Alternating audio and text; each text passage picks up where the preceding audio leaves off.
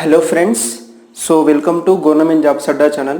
ఎవరైతే ఛానల్కి first time visit చేస్తున్నారో తప్పకుండా సబ్స్క్రైబ్ అవ్వండి. అలాగే బెల్ ఐకాన్ కనబడుతుంది.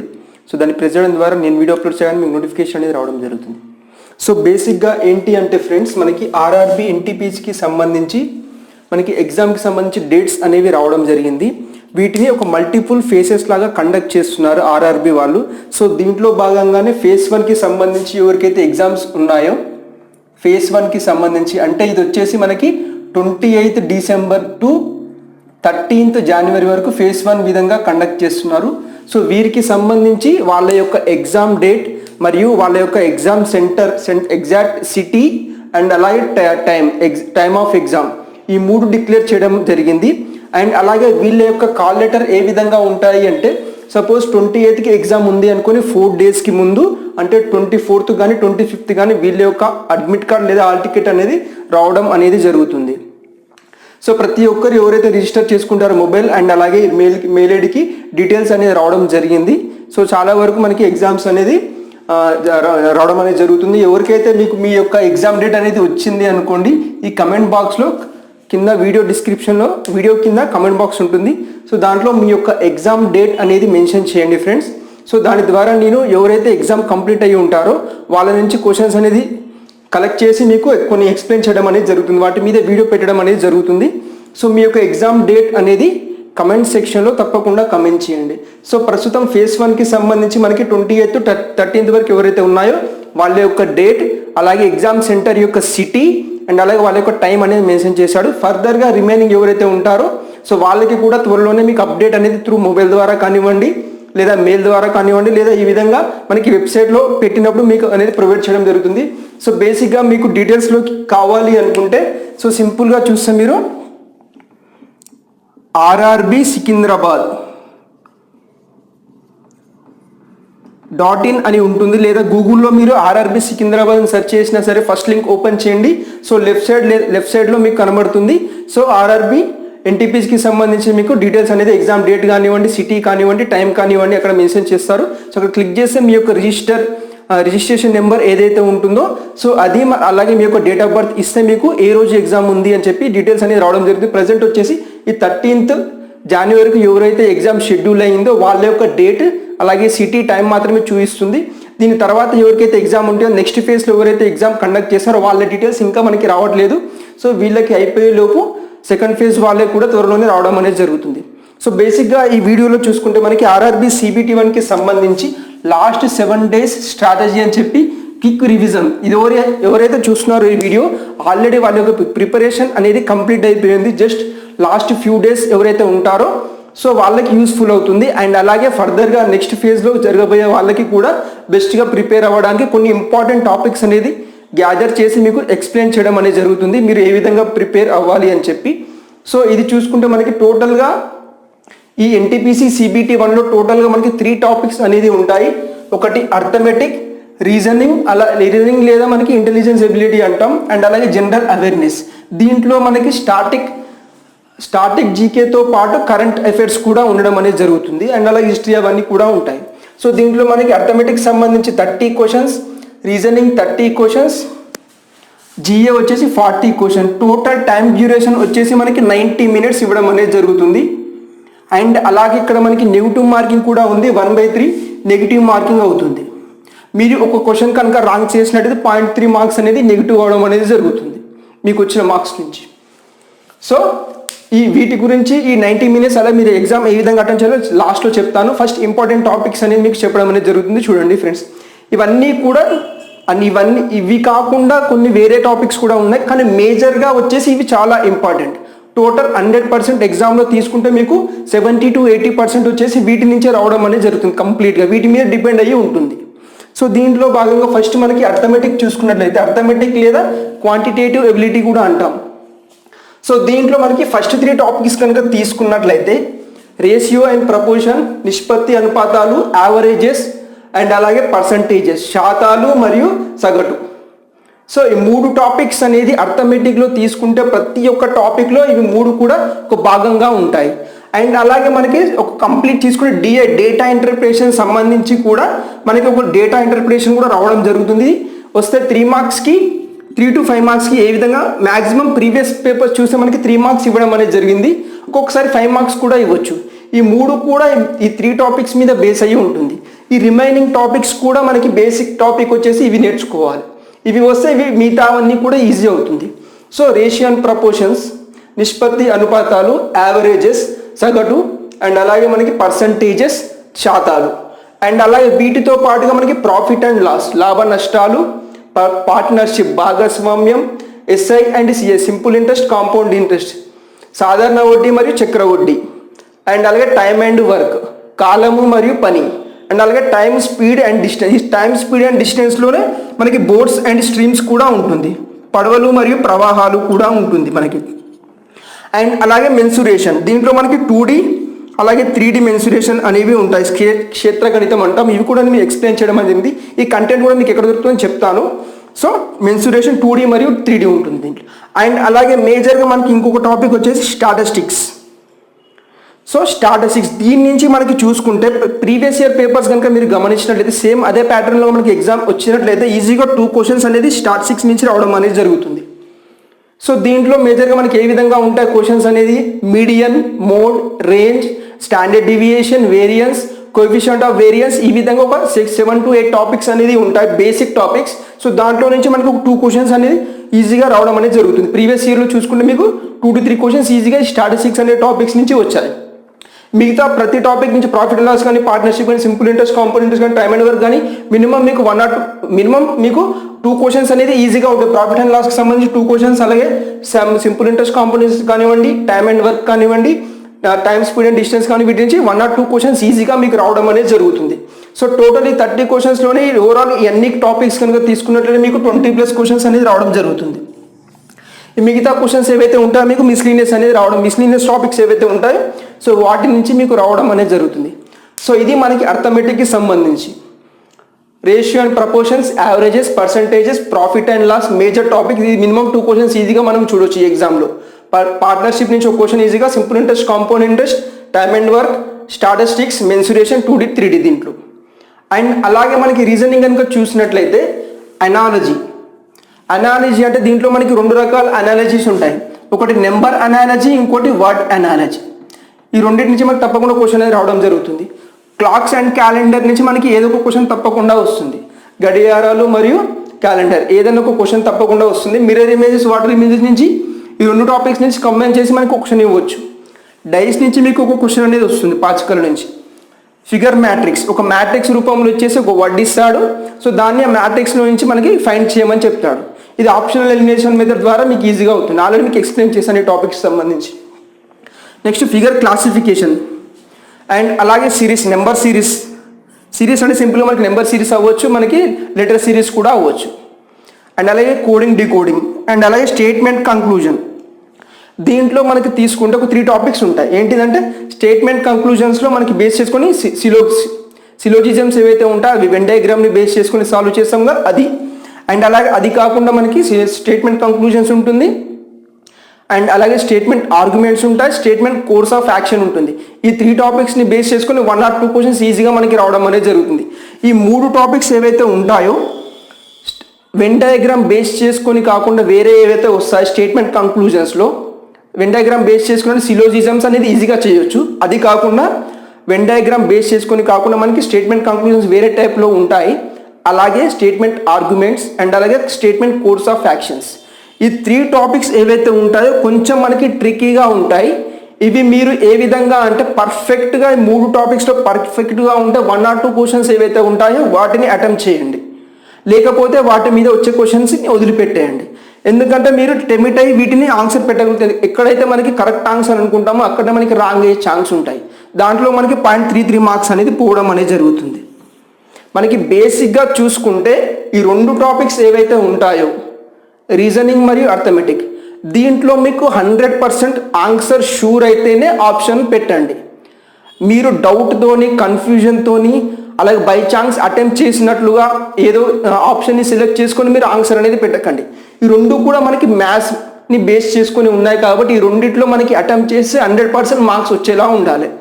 అలా 100% మార్క్స్ వచ్చేలా ఉంటేనే మీరు ఆప్షన్ అనేది సెలెక్ట్ చేయండి. లేకపోతే ఆ క్వశ్చన్ని మీరు వదిలిపెట్టేయండి. టైం టేకింగ్ క్వశ్చన్ ఏదైతే ఉంటుందో, అలాగే మీకు డౌట్ఫుల్ క్వశ్చన్ ఏదైతే ఉంటుందో, మేజర్గా మనకి ఈ సెక్షన్లో డౌట్ఫుల్ క్వశ్చన్స్ అనేది ఉంటాయి. మనం ఏదైతే కరెక్ట్ ఆప్షన్ అనుకుంటామో అక్కడ మనకు ఆప్షన్లో రాంగ్ అవుతుంది మనకి.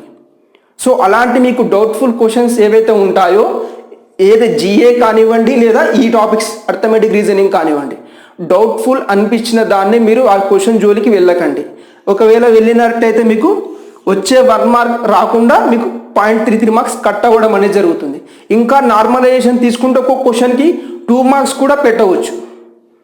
సో ఎగ్జామ్ సెంటర్లో మనకు నార్మలైజేషన్ ఉంటుంది కాబట్టి కొన్ని క్వశ్చన్స్కి 1 మార్క్ మనకి జస్ట్ క్యాలిక్యులేట్ చేస్తాం. నార్మలైజేషన్లో చూసుకుంటే ఆ క్వశ్చన్ లెవెల్ని బట్టి మనకి మార్క్స్ అనేది ఇవ్వడం అనేది జరుగుతుంది. ఒక క్వశ్చన్కి 0.5 మార్క్సే ఉండొచ్చు ఈజీ క్వశ్చన్కి. ఒక క్వశ్చన్ హార్డ్ ఉందనుకోండి మనకి, అది 2 మార్క్స్ కూడా దానికి ఇవ్వచ్చు. దానికి సంబంధించి 2 మార్క్స్ ఏదైతే ఉంటాయో ఒకవేళ రాంగ్, అది మరి రాంగ్ పెట్టినట్లయితే దాంట్లో మీకు 1/3 మార్క్స్ అనేది పోవడం అనేది జరుగుతుంది. సో జాగ్రత్తగా మీకు అర్థమెటిక్ రీజనింగ్ అనేది 100% ఆన్సర్ కరెక్ట్ అనుకుంటేనే ఆప్షన్ అనేది పెట్టండి, లేకపోతే ఆ క్వశ్చన్ని మీరు కంప్లీట్గా వదిలేయండి. అండ్ అలాగే పజిల్స్ని బేస్ చేసుకొని మీకు 2 క్వశ్చన్స్ ఈజీగా వస్తాయి. మినిమం 2 క్వశ్చన్స్ తప్పకుండా ఉంటాయి. అలాగే ప్రాబ్లమ్స్ ఆన్ ఏజెస్ మీద ఒక క్వశ్చన్, అండ్ అలాగే బ్లడ్ రిలేషన్లో మీకు 1 క్వశ్చన్ రావచ్చు. ఈ విధంగా పజిల్ బేస్ చేసుకుని కూడా బ్లడ్ రిలేషన్ అనేది ఇస్తాడు. దాంట్లో నుంచి మీకు 2 to 3 క్వశ్చన్స్ కూడా రావచ్చు. ఈ 2 టాపిక్స్ కంబైన్ చేశాడనుకోండి 3 క్వశ్చన్స్ ఈజీగా వస్తాయి. పజిల్స్ మరియు బ్లడ్ రిలేషన్, రక్త సంబంధి 2 మిక్స్ చేశాడనుకోండి మినిమం మీకు 3 క్వశ్చన్స్ అనేది రావడం జరుగుతుంది. సో ఈ విధంగా మనకి రీజనింగ్కి సంబంధించి ఇవి మోస్ట్ ఇంపార్టెంట్ టాపిక్స్. సో ఇవి కాకుండా మీకు ఫస్ట్ వీటి మీద ఫోకస్ చేయండి. ఇవి కంప్లీట్ అయిన తర్వాత మిస్లీనియస్ ఏవైతే ఉంటాయో వాటి మీద ఫోకస్ అనేది పెట్టండి. సో మేజర్గా చెప్పాను, లాజికల్ రీజనింగ్ ఏదైతే ఉంటుందో, లాజికల్ రీజనింగ్ అనేది మీకు చాలా టఫ్, కాకపోతే మనకి ఈజీ అనిపిస్తుంది. ఏదైతే ఆప్షన్ మనం కరెక్ట్ అనుకుంటామో అదే మ్యాక్సిమం రాంగ్ అయ్యే ఛాన్స్ ఉంటుంది. సో అలాంటి కేసులో మీరు ఆ క్వశ్చన్ని ఆన్సర్ చేయడానికంటే ఆ క్వశ్చన్ని వదిలిపెట్టేసి వేరే క్వశ్చన్ మీద టైం కేటాయిస్తే మీకు చాలా బెటర్గా ఉంటుంది. ఏదైతే నెగిటివ్ అవుతుందో మనకి ఆ వేరే క్వశ్చన్ మీద పెడితే అక్కడ ప్లస్ మార్క్స్ అనేది రావడం అనేది జరుగుతుంది. సో అది మీ మీదే డిపెండ్ అయి ఉంటుంది, అది మీరు ఏ విధంగా అటెంప్ట్ చేస్తారు అనేది. సో ఇది మనకి ఈ 2 టాపిక్స్ సంబంధించి. సో టోటల్ ఈ 2 టాపిక్స్లో 60 మార్క్స్ ఉన్నాయి. మీకు 40 పెట్టినా 30 క్వశ్చన్స్ పెట్టినా సరే అది 100% రైట్ అయితేనే మీరు ఆప్షన్ అనేది పెట్టండి. ఎందుకంటే మ్యాథ్స్కి సంబంధించి బేస్డ్, ఎందుకంటే మనకి డైరెక్ట్గా చెప్పగలుగుతాం వీటిలో మనకి రైట్ ఆన్సర్ అనేది వస్తుంది. ఎందుకంటే complete fixed topic, fixed content ఉంటుంది, ఫిక్స్డ్ ఫార్ములాస్ ఉంటాయి. సో వాటిని బేస్ చేసుకుని కొంతమంది షార్ట్ కట్స్ కూడా యూజ్ చేస్తారు. వాటిని బేస్ చేసుకుని మనకి ఎగ్జాక్ట్ ఆన్సర్ అనేది రావడం జరుగుతుంది. దీంట్లో మీరు గెస్ వర్క్ అనేది ఎలాంటి మాత్రం చేయకండి. మ్యాథ్స్కి సంబంధించి అర్థమెటిక్ రీజనింగ్లో ఎలాంటి గెస్ వర్క్ అనేది చేయకండి. లాస్ట్కి టైం అవుతుంది కదా అని చెప్పి కూడా మీరు ఏ పడితే ఆప్షన్ పెట్టకండి. వచ్చిన మార్క్స్ కూడా మీకు గల్లంతయ్యే ఛాన్స్ ఉంటాయి. సో మేజర్గా 2 టాపిక్స్లో 100% రైట్ అయితేనే ఆప్షన్ పెట్టండి, లేకపోతే ఆ క్వశ్చన్ని వదిలేయండి. సో మేజర్గా చెప్పాలనుకుంటుంది ఇది. నెక్స్ట్ ఫైనల్గా మనకి 40 మార్క్స్ ఇక్కడ మనకి జనరల్ అవేర్నెస్. దీంట్లో మనకి స్టాటిక్ అవేర్నెస్తో పాటుగా మనకి కరెంట్ అఫైర్స్ ఉంటాయి. సో దీంట్లో మనకి మేజర్గా టాపిక్స్ కనుక చూసినట్లయితే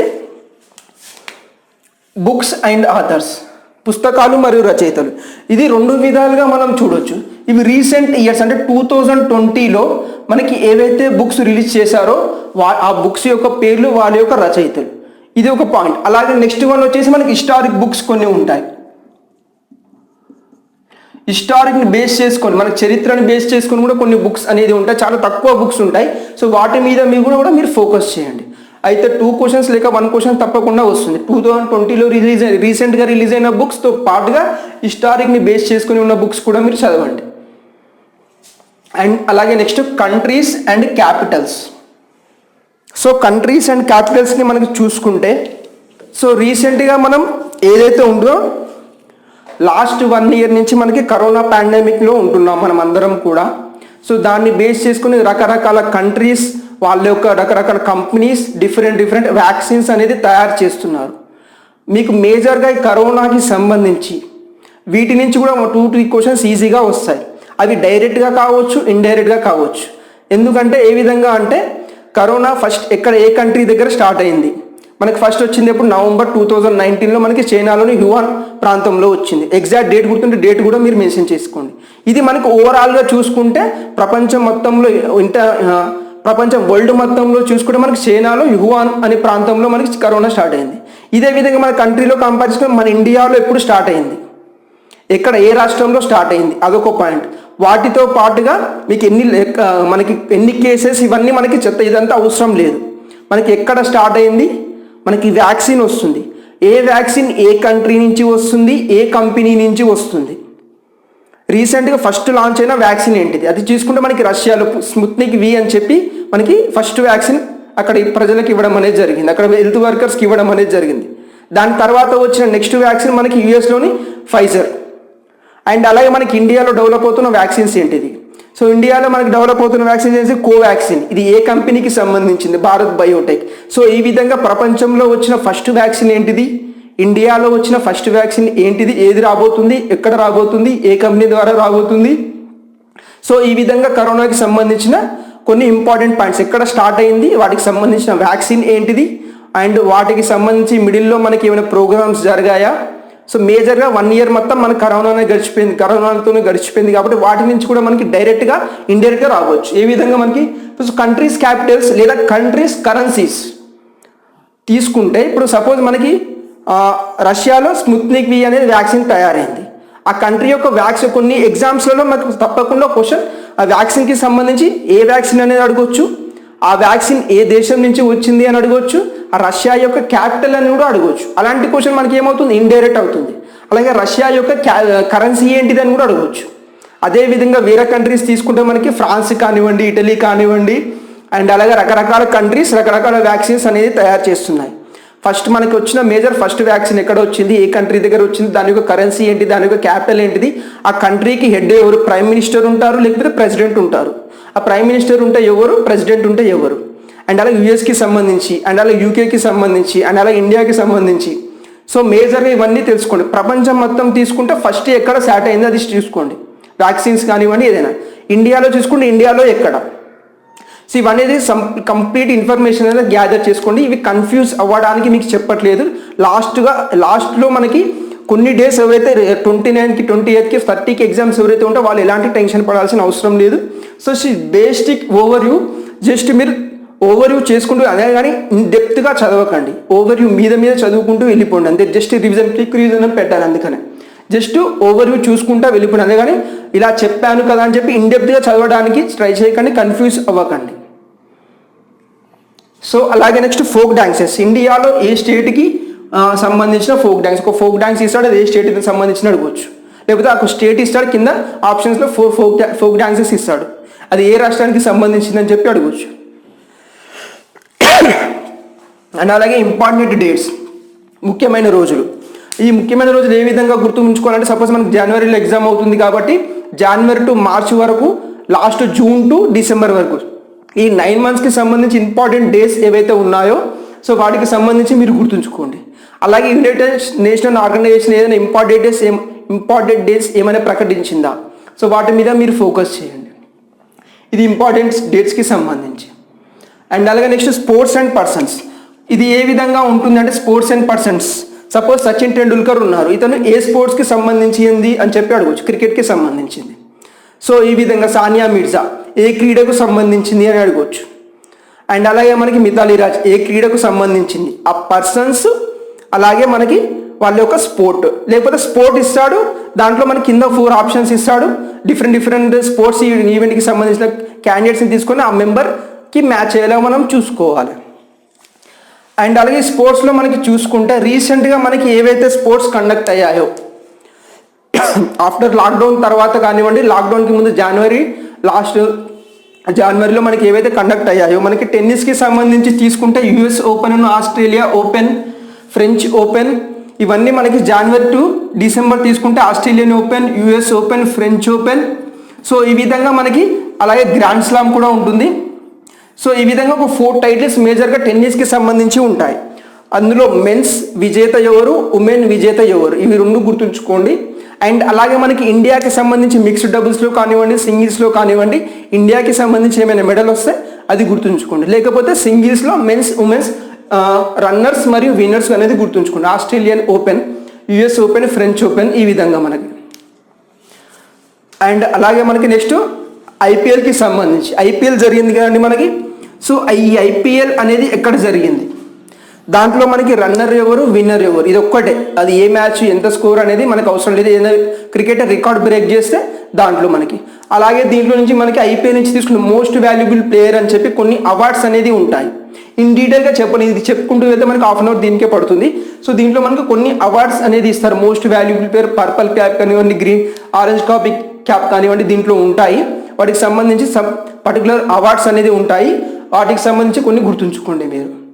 అండ్ అలాగే ఇంకా ఏవైనా ఇంపార్టెంట్ స్పోర్ట్స్ ఈవెంట్ కనుక జరిగి ఉంటే లాస్ట్ 6 months నుంచి కానివ్వండి, అప్కమింగ్ జనవరిలో ఏమైనా స్పోర్ట్స్ ఈవెంట్స్ అనేది జరగబోతూ ఉంటే సో వాటికి సంబంధించి మీరు గుర్తుంచుకోండి. అండ్ అలాగే న్యూ అపాయింట్మెంట్స్ మనకి మన కంట్రీలో అలాగే స్టేట్స్లలో ఏవైనా ఇంపార్టెంట్ పర్సన్ ఏదైనా పర్టికులర్ పొజిషన్స్కి అపాయింట్ అయ్యారా. సో నీతి ఆయోగ్ ఉంటుంది, రకరకాల post, chief justice of India ఉంటారు, ఎవరైనా కొత్త వాళ్ళు అపాయింట్ రీసెంట్ డేస్లో ఎవరైతే అపాయింట్ అయ్యారో సో వాళ్ళని తప్పకుండా మీరు గుర్తుంచుకోవాల్సి ఉంటుంది. అండ్ అలాగే నేషనల్ పార్క్స్ జాతీయ పార్కులు, మరి అలాగే దీంట్లో ఇంకొకటి బయోస్పియర్ రిజర్వ్స్ అని ఉంటాయి, వన్యప్రాణి సంరక్షణ కేంద్రాలు అంటాం. సో మనకి వీటిని గుర్తుంచుకో, ఇవి మనకి 18 ఉంటాయి బయోస్పియర్ రిజర్వ్స్ అని చెప్పి. సో ఇవి చూసుకుంటే మనకి 100+ ఉంటాయి. దీంట్లో కొన్ని ఇంపార్టెంట్ నేషనల్ పార్క్స్ ఉంటాయి. సో వీటిని స్టేట్కి సంబంధించి ఇంపార్టెంట్ నేషనల్ పార్క్స్ అనేది గుర్తుంచుకోండి. అవన్నీ ఒకసారి మెమరైజ్ చేసుకోండి మీరు. అండ్ అలాగే అవార్డ్స్. సో అవార్డ్స్ రీసెంట్గా మనకి ఏమైనా అవార్డ్స్ ఇచ్చారా, ఈ అవార్డ్స్ మీద మీరు తప్పకుండా క్వశ్చన్ అనేది రావడం జరుగుతుంది. అలాగే మనకి రీసెంట్గా చూసుకుంటే మనకి Nobel awards, Nobel prize. So ఇది నోబెల్ ప్రైజ్ అనేది మనకి ఎన్ని కేటగిరీలో ఇస్తారు, అలాగే ఎక్కడ ఇస్తారు. అండ్ అలాగే స్టార్టింగ్లో మనకి నోబెల్ ప్రైజ్ తీసుకుంటే 5 అవార్డ్స్తో కంటిన్యూ చేశారు. లేటర్గా మనకి ఒక అవార్డు అనేది యాడ్ చేశారు, ఎకనామిక్స్కి సంబంధించిన అవార్డ్. సో టోటల్గా 6 కేటగిరీస్లో అవార్డ్స్ అనేది ఇస్తారు. అండ్ అలాగే ఒక అవార్డు వచ్చేసి మనకి పీస్, శాంతి బహుమతి ఏదైతే ఉంటుందో దీంట్లో ఇది వచ్చేసి మనకి నార్వేలో ఇవ్వడం అనేది జరుగుతుంది. ఇది అక్కడే ఎందుకు ఇస్తా అంటే ప్రతి సంవత్సరం చూసుకుంటే ప్రపంచ శాంతి ఇండెక్స్లో మనకి ఏ కంట్రీ ఫస్ట్ ఉంటుందంటే నార్వే ఫస్ట్ ఉంటుంది పీస్ ఇండెక్స్లలో. సో అందుకని మనకి పీస్ ప్రైజ్ అనేది నార్వేలో ఇవ్వడం అనేది జరుగుతుంది. అండ్ అలాగే ఈ నోబెల్ ప్రైజ్ అనేది ఎవరి గుర్తుగా ఇస్తారు. సో నోబెల్ ప్రైజ్ అనేది ఎవరు గుర్తుగా ఇస్తారు, మనకి డైనమైట్ ఇన్వెంట్ ఎవరైతే చేశారో సో వారి గుర్తుగా ఇస్తారు. ఆల్ఫ్రెడ్ నోబెల్ మనకి డైనమైట్ అనేది ఇన్వెంట్ చేశారు, అతని పేరుగా మనకి ఎవ్రీ ఇయర్ December 10th రోజు ఈ నోబెల్ ప్రైజ్ అనేది ఇవ్వడం అనేది జరుగుతుంది. వీళ్ళ లిస్ట్ అనేది నవంబర్లో డిక్లేర్ చేస్తారు, ఇవ్వడం అనేది December 10th రోజు ఇస్తారు మనకి. సో దీంట్లో మనకి ఫిజిక్స్, కెమిస్ట్రీ, బయాలజీ ఈ విధంగా చూసుకుంటే మనకి టోటల్ 6 కేటగిరీస్ ఉంటాయి. ఫస్ట్ స్టార్టింగ్ 5 కేటగిరీస్లో స్టార్ట్ చేశారు, దాని తర్వాత మనకి ఎకనామిక్స్ అనేది దీంట్లో యాడ్ చేశారు. సో ఈ విధంగా మీరు గుర్తుంచుకోండి. అండ్ అలాగే మనకి ఇంపార్టెంట్ డ్యామ్స్తో పాటుగా మనకి రివర్స్ అనేది గుర్తుంచుకోవాలి. ఏ డ్యామ్ ఏ రివర్ మీద ఉంది, ఆ డ్యామ్ అనేది ఏ స్టేట్లో ఉంది. ఇది మన కంట్రీలో ఉన్న స్టేట్స్లో కావచ్చు, వరల్డ్లో బిగ్గెస్ట్ డ్యామ్ కానివ్వండి, లార్జెస్ట్ డ్యామ్ కానివ్వండి, అతి పొడుగైనది, అతి సారవంతమైనది ఈ విధంగా వస్తాయి కదా, అవి మీరు గుర్తుంచుకోండి. ఇవే డ్యామ్స్కే కాకుండా మనకి అలాగే నెక్స్ట్ వచ్చేది డిజర్ట్స్, ఎడార్లు. ఎక్కడెక్కడ ఏ ఎడారి ఉందని చెప్పి గుర్తుంచుకోండి. మన ఇండియాలో ఉన్న అతిపెద్ద ఎడారి థార్ ఎడారి, అది రాజస్థాన్లో ఉంటుంది. అండ్ అలాగే ప్రపంచంలో చూసుకుంటే మనకి అతిపెద్ద ఎడారి సహారా ఎడారి, ఇది ఎక్కడ ఉంటుంది, ఆఫ్రికాలో ఉంటుంది. సో ఈ విధంగా ఇండియాని అండ్ అలాగే మనకి ప్రపంచాన్ని కంపేర్ చేస్తూ చదవాలి. అండ్ అలాగే మనకి చూసుకుంటే next science and technology. So science and టెక్నాలజీకి సంబంధించి రీసెంట్గా మనకి ఏమైనా మిసైల్స్ లాంచ్ చేశారా, ప్రపంచంలో కొన్ని ఇంపార్టెంట్ ఉంటాయి అవి. వాటితో పాటు మనకి ఇండియాలో మేజర్గా మనకి ఇండియాలో లాంచ్ అయ్యే మిసైల్స్ అనేది చాలా చాలా ఇంపార్టెంట్. సో రీసెంట్గా ఏమైనా లాంచ్ చేశారనేది వాటి గురించి మీరు తప్పకుండా చదువుకోవాల్సి ఉంటుంది. అండ్ అలాగే సమిట్స్, G7 కానివ్వండి, G20 కానివ్వండి, G5 కానివ్వండి, ఇలాంటివి కాకుండా మనకి అలాగే ఏషియన్ డెవలప్మెంట్ బ్యాంక్ కానివ్వండి, యునైటెడ్ నేషన్ ఆర్గనైజేషన్ కానివ్వండి, రకరకాల సమిట్స్ అనేది ఇంపార్టెంట్ సమిట్స్ అనేది ఉంటాయి. సో ఇవన్నీ కూడా మనకి రీసెంట్ లాస్ట్ 6 months నుంచి మనకి ఏవైతే సమిట్స్ జరిగాయో సో వాటి గురించి మీరు అవగాహన అనేది కొంచెం గుర్తుంచుకోవాల్సి ఉంటుంది. అండ్ అలాగే రాజ్యసభ అండ్ లోక్సభ. ఈ రాజ్యసభ అండ్ లోక్సభ మీద ఏ విధంగా ఇస్తాడంటే మనకి ఇండియాలో తీసుకుంటే రీసెంట్గా మనకి ఎలక్షన్స్ అనేది ఏ స్టేట్స్లో జరిగాయి. ఎగ్జాంపుల్ తీసుకుంటే మనకి 2020లో మనకి రీసెంట్గా జరిగింది ఎలక్షన్ ఏంటిది, బీహార్ స్టేట్ ఎలక్షన్స్. అంతకుముందు జరిగింది ఎలక్షన్ ఏంటిది అంటే మనకి ఢిల్లీలో జరిగాయి, జనవరి ఫిబ్రవరిలో జరిగాయి. మనకి నవంబర్లో వచ్చేసి మనకి బీహార్లో జరగడం అనేది జరిగింది. ఆ స్టేట్లో మనకి లోక్సభ సీట్స్ ఎన్ని ఉన్నాయి, రాజ్యసభ సీట్స్ ఎన్ని ఉన్నాయి. సో దీన్ని బేస్ చేసుకుని మనకి క్వశ్చన్స్ ఉంటాయి. అండ్ అలాగే మనకి ఇండియా మొత్తంలో తీసుకుంటే లోక్సభ సీట్స్ ఎన్ని, రాజ్యసభ సీట్స్ ఎన్ని. సో ఈ విధంగా మీరు నేర్చుకోవాలి. అండ్ అలాగే మనకి తీసుకుంటే వీటితో పాటుగా మనకి ఇంటర్నేషనల్ అంటే వరల్డ్ వైజ్గా ఎలక్షన్లో కూడా మనకి కొన్ని క్వశ్చన్స్ అనేది ఉంటాయి. రీసెంట్గా తీసుకుంటే మనకి యూఎస్లో ఎలక్షన్స్ అనేది జరిగాయి.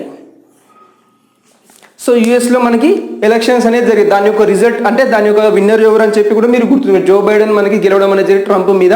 సో అతను ఏ పార్టీకి సంబంధించిన వ్యక్తి, ఇలాంటి కొన్ని క్వశ్చన్స్. ఈ యూఎస్ యొక్క క్యాపిటల్ ఏంటిది, కంట్రీ ఏంటిది, లేదా వాళ్ళు వాళ్ళకి వ్యాక్సిన్ కనుక్కున్నారుగా, ఆ వ్యాక్సిన్ యొక్క పేరేంటిది, అది ఏ కంపెనీ తయారు చేసింది, ఇలాంటి క్వశ్చన్స్ అనేది రావచ్చు, డైరెక్ట్గా ఇండైరెక్ట్గా రావచ్చు. అండ్ అలాగే next physics, chemistry. So physics, chemistry, biology మేజర్గా ఈ 3 టాపిక్స్ తీసుకుంటే దీంట్లో బయాలజీకి ఎక్కువ క్వశ్చన్స్ అనేది రావడం జరుగుతుంది. అండ్ అలాగే ఫిజిక్స్, కెమిస్ట్రీ నుంచి కూడా కంబైన్ చేసి క్వశ్చన్స్ అనేది రావడం జరుగుతుంది. ఫిజిక్స్లో చూసుకుంటే మనకి యూనిట్స్ అండ్ మెజర్మెంట్స్ కానివ్వండి, రకరకాల టాపిక్స్ ఉంటాయి. అండ్ అలాగే కెమిస్ట్రీ తీసుకుంటే మనకి కొన్ని pH values, acids and bases అనేవి ఉంటాయి. అవి కొన్ని ఇంపార్టెంట్ టాపిక్స్ అనేది ఉంటాయి, వాటిని మీరు చదువుకోండి. అలాగే బయాలజీకి సంబంధించి చూసుకుంటే మనకి కంప్లీట్ హ్యూమన్ బాడీకి సంబంధించి అండ్ అలాగే విటమిన్స్కి సంబంధించి వాటి లోపం వల్ల వచ్చే డిసీజెస్ ఏవైతే ఉంటాయో వాటికి సంబంధించి ఏ విటమిన్ ఎక్కడ దొరుకుతుంది అండ్ ఏ విటమిన్ మనకి ఏ ఐటెంలో ఎక్కువ దొరుకుతుంది అనేది మనం గుర్తుంచుకోండి. ఏ విటమిన్ లోపం వల్ల ఏ డిసీజ్ వస్తుందని చెప్పి కూడా మీరు గుర్తుంచుకోవాలి. అండ్ అలాగే మనకి ఇంపార్టెంట్ గ్లాండ్స్ అనేవి ఉంటాయి, గ్రంథులు ఉంటాయి. మనకి మేజర్గా 5 సెన్స్ ఆర్గాన్స్ ఉంటాయి. వాటి యొక్క స్టడీ ఏంటిది అండ్ అలాగే వాటి యొక్క మనకి బాడీలో డైజెస్టివ్ సిస్టమ్ అనేది ఉంటుంది, అది ఏ విధంగా ఉంటుంది, ఇన్ డెప్త్ లేకపోయినా జస్ట్ జనరల్గా మీద తెలుసుకోండి. అండ్ అలాగే మనకి టీత్ ఏదంటే ఉంటుందో దాని యొక్క మనకి ఏమంటాం ఒక లెక్క ఉంటుంది 3132 అని చెప్పి. సో ఇది కంప్లీట్గా ఒకసారి చూడండి మీరు, 3132 సంథింగ్ ఉంటుంది. సో ఇది ఒక ఫార్ములా ఉంటుంది, చిన్న ఫార్ములా. మన పండ్లకి సంబంధించి ఎన్ని పండ్లు ఇందులో మనకి టైప్స్ అనేవి ఉంటాయి. సో వాటికి సంబంధించి కూడా మీరు చూసుకోండి. అండ్ అలాగే పాలిటీ, నెక్స్ట్ టాపిక్ వచ్చేసి పాలిటీ. దీంట్లో తీసుకుంటే మీరు ఇన్డెప్త్గా వెళ్తే చదువుకుంటే ఇంకా బెటర్. ఒకవేళ చదవలేని వాళ్ళు చూసుకుంటే ఎవరికైతే ఇంకా టైం ఉంటుందో, ఈ ఫేజ్లో లేని వాళ్ళు నెక్స్ట్ ఫేజ్ ఎగ్జామ్కి మనకి కొంచెం టైం ఉంది కాబట్టి. సో దీంట్లో చూసుకుంటే మనకి మేజర్గా చదవాల్సింది ఆర్టికల్స్, అలాగే నెక్స్ట్ వచ్చేసి మనకి పార్ట్స్. ఇవన్నీ ఒకటే, మనకి ఆర్టికల్స్, పార్ట్స్, ఎన్ని ఆర్టికల్స్ ఉన్నాయి, ఏ ఆర్టికల్ అనేది ఇంపార్టెంట్. సో దీంట్లో చూసుకుంటే మనకి ఫండమెంటల్ రైట్స్ అనేవి ఉంటాయి, ప్రాథమిక హక్కులు. 12 నుంచి 35 వరకు ఆర్టికల్స్ ఉంటాయి. అలాగే ఫండమెంటల్ డ్యూటీస్, ప్రాథమిక విధులు. అండ్ అలాగే మనకి సుప్రీంకోర్టుకి సంబంధించిన ఆర్టికల్ ఏంటిది, చీఫ్ జస్టిస్ ఆఫ్ ఇండియాకి సంబంధించిన ఆర్టికల్ ఏంటిది, ప్రధానమంత్రికి సంబంధించిన ఆర్టికల్ ఏంటిది, మేజర్గా మనకి మేజర్గా మనకి ప్రెసిడెంట్, రాష్ట్రపతికి సంబంధించిన ఆర్టికల్ ఏంటిది, అతని యొక్క ఇంపీచ్మెంట్కి సంబంధించిన ఆర్టికల్ ఏంటిది, అతని యొక్క నియామానికి సంబంధించిన ఆర్టికల్ ఏంటిది, అండ్ అలాగే రాజ్యసభకి సంబంధించిన ఆర్టికల్ ఏంటిది, ఉపరాష్ట్రపతికి సంబంధించిన ఆర్టికల్ ఏంటిది. ఇవే కాకుండా మనకి 352, 356, 360 ఉంటాయి. అవన్నీ తప్పకుండా గుర్తుంచుకోండి. అలాగే మనకి ఎలక్షన్ కమిషన్కి సంబంధించిన ఆర్టికల్ ఏంటిది, ఫైనాన్షియల్ కమిషన్కి సంబంధించిన ఆర్టికల్ ఏంటిది, ఇవన్నీ కూడా చాలా ఇంపార్టెంట్ ఆర్టికల్స్ ఉంటాయి. మేజర్ పాయింట్స్లో కొన్ని ఇంపార్టెంట్ ఆర్టికల్స్ అనేది ఉంటాయి. ఆర్టికల్స్ అనేది మీరు గుర్తుంచుకోండి. అండ్ అలాగే మనకి అమెండ్మెంట్స్, సవరణలు, చట్ట సవరణలు ఏవైతే ఉంటాయో ఈ అమెండ్మెంట్స్ కూడా మీరు చదవాలనే పార్ట్స్ అంటాం. ఏ ఆర్టికల్ ఏ పార్ట్కి సంబంధించి కొన్ని క్వశ్చన్స్ రావచ్చు, లేదా మేజర్గా మనకి ఆర్టికల్ నుంచి రావడం అనేది జరుగుతుంది. అండ్ అలాగే అమెండ్మెంట్స్, చట్ట సవరణలు ఎన్ని ఉన్నాయి, రీసెంట్గా జరిగిన ఏదైనా చట్ట సవరణ ఉంటే వాటి గురించి కూడా మనకి రావడం అనేది జరుగుతుంది. అండ్ అలాగే చివరిలో చూసుకుంటే మనకి హిస్టరీలో మనకి మేజర్గా అడిగేది modern Indian history. So modern Indian history and మిడియవెల్లో కొంచెం, అండ్ అలాగే మిగతా కంప్లీట్ హిస్టరీలో మీకు గ్రిప్ ఉన్నా పర్లేదు, చాలా బెటర్. మోడ్రన్ ఇండియన్ హిస్టరీ మీద మీరు చాలా ఫోకస్ చేయాల్సి ఉంటుంది. గాంధీయన్ ఎరా ఏదైతే ఉంటుందో సో దాని మీద మీరు చాలా ఫోకస్ చేయాల్సి ఉంటుంది. గాంధీయన్ ఎరా నుంచి కంప్లీట్గా మనకి ఫ్రీడమ్ స్ట్రగుల్ నుంచి కంప్లీట్గా ఫ్రీడమ్ వచ్చేంత వరకు ఏవైతే సీక్వెన్స్ ఉంటుందో వాటి సీక్వెన్స్ మీద మీరు ఐడియా తెచ్చుకోండి. అండ్ అలాగే మనకి ఇవే కాకుండా జాగ్రఫీకి సంబంధించి మీకు ఆల్రెడీ అన్ని కవర్ చేశాను. సో జాగ్రఫీ కూడా దీంట్లో మీకు కవర్ అవుతుంది కంప్లీట్గా. కరెంట్ అఫైర్స్ అంటేనే మీకు అందులోనే మనకి జాగ్రఫీ ఉంటుంది, ఇంకేముంటుంది మనకి జాగ్రఫీ కానీ పాలిటీ కానీ అందులోనే మనకి కరెంట్ అఫైర్స్లో భాగంగా ఉంటాయి. సో ఈ విధంగా మనకి జిఏ అనేది జనరల్ అవేర్నెస్ అనేది ఉంటుంది. దీనికి టోటల్ 40 మార్క్స్ ఉంటాయి. సో మేజర్గా చెప్పే ఒక పాయింట్. సో దీంట్లో మీరు కరెక్ట్గా ఆన్సర్ తెలిస్తే ఆప్షన్ అనేది పెట్టండి. ఇన్ కేస్ ఇంకా మీరు ఆప్షన్స్ పెట్టాలి అనుకుంటే ఇన్ కేస్ మన క్వశ్చన్కి 4 ఆప్షన్స్ ఇస్తాడు. 4 ఆప్షన్స్లో 2 ఎలిమినేట్ చేసి మిగతా రెండిట్లో మీకు డౌట్ ఉంది అనిపించినప్పుడు చాలా జాగ్రత్తగా ఆలోచించి పెట్టండి. అలాగే కానీ అలా కాకుండా ఒక క్వశ్చన్కి 4 ఆప్షన్స్ ఉండి 4 ఆప్షన్స్లో మీకు ఆన్సర్ అనేది తెలియనప్పుడు అలాంటి క్వశ్చన్స్ అనేవి మీరు టచ్ చేయకండి. సో సింపుల్గా టచ్ చేయకుండా ఉండడమే బెటర్. టచ్ చేస్తే మీకు నెగిటివ్ మార్క్స్ అనేది రావడం అనేది జరుగుతుంది. ఏ క్వశ్చన్కి ఎన్ని మార్క్స్ ఉంటాయో తెలియదు. ఒక్కొక్కసారి అన్నిటికీ ఈక్వల్ మార్క్స్ ఇవ్వచ్చు, లేదా క్వశ్చన్ మీద డిపెండ్ అయ్యి ఉంటుంది. ఎక్స్ట్రా మార్క్స్ కూడా ఇచ్చే ఛాన్స్ ఉంటాయి. ఆ ఎక్స్ట్రా మార్క్స్ ఇచ్చే ఛాన్స్ మీకు క్వశ్చన్ అనేది రాంగ్ పెట్టారనుకోండి 0.3 కాస్త 0.6 కూడా మీకు అవ్వచ్చు నెగిటివ్ మార్క్స్ అనేది. సో ఈ విధంగా మీకు చెప్పేది ఒకటే, మీకు క్వశ్చన్కి ఆన్సర్ తెలిస్తేనే ఆన్సర్ అనేది పెట్టండి. ఇన్ కేసు మీకు తెలియకపోతే తక్కువ మార్కులు వచ్చినా తక్కువ అటెంప్ట్స్ వచ్చినా పర్లేదు డ్రాప్ చేయండి. అంతేగాని తక్కువ అటెంప్ట్స్ చేశాను కదా అని చెప్పి ఎక్కువ అటెంప్ట్స్ చేయడానికి రాంగ్ ఆన్సర్స్ అనేది పెట్టకండి. వచ్చిన మార్క్స్ అనేవి మీకు తగ్గుతూ వస్తూ ఉంటాయి. సో ఇది మేజర్గా 3 టాపిక్స్. మీరు స్క్రీన్ షాట్ తీసుకోండి. సో ఇది మేజర్గా 3 ఇంపార్టెంట్ టాపిక్స్. ఇవి మనకి 28, 29 ఎవరైతే ఉంటారో జస్ట్ మీరు కన్ఫ్యూజ్ అవ్వకండి, టెన్షన్ అవ్వకండి, మీద చూసుకుంటూ వెళ్ళండి. ఎవరికైతే టైం ఉందో ఇన్ డెప్త్ చదవడానికి సో వాళ్ళు చదువుకోవచ్చు. ఎవరికైతే ఇంకా వాళ్ళకి డేట్స్ అనేది రాలేదు, ఇంకా 1 month తర్వాత నెక్స్ట్ లేకపోతే 1.5 month తర్వాత ఎగ్జామ్స్ ఉన్నాయి, వాళ్ళు కొంచెం ఇన్ డెప్త్ చదివే ఛాన్సెస్ ఉంటాయి. ఎవరికైతే 4-5 days లేదా 10 daysలో ఎగ్జామ్స్ ఉందో మీరు చదవాలి అనుకుంటే చదవండి, లేకపోతే మీరు ఏదైతే చదివారో వాటిని రివిజన్ చేసుకోండి, మీరు సరిపోతుంది. ఎలాంటి కన్ఫ్యూజన్ అనేది అవ్వకండి. అండ్ నెక్స్ట్ అలాగే ఇంకొకటి ఫ్రెండ్స్, మార్క్ టెస్ట్కి సంబంధించి సో నేను ఇలాంటి మార్క్ టెస్ట్ అనేది చేయలేదు. కాకపోతే కొంతమంది బై చేసి ఉంటారు, లేదా ఆల్రెడీ మార్క్ టెస్ట్ అనేది రాస్తుంటారు, ఆన్లైన్ కానివ్వండి ఆఫ్లైన్ కానివ్వండి.